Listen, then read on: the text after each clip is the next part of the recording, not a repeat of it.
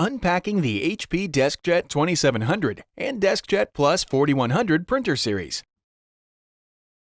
Open the box and remove the documents. Remove the printer power cord and USB cable, if one was provided with your printer. Remove the black and tricolor setup ink cartridges. These cartridges are designed to initialize the printer and must be used during the hardware setup. Set the box on its side and remove the printer from the box. Remove the plastic from around the printer. Remove the blue tape from the back and bottom of the printer. If present, remove the long piece of tape securing the output tray and then open the tray. Pull the right piece of tape on the front of the printer to open the cartridge access door. Pull the left piece of tape to remove the cardboard restraint in the printer. Plug in the printer using the supplied power cord.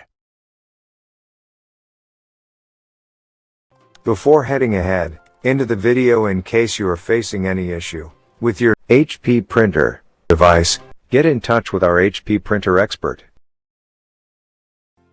Thanks for watching, and don't forget to smash that like button and hit the subscribe button so that you don't miss any of our videos. And in the case face any problem, get in touch with the experts.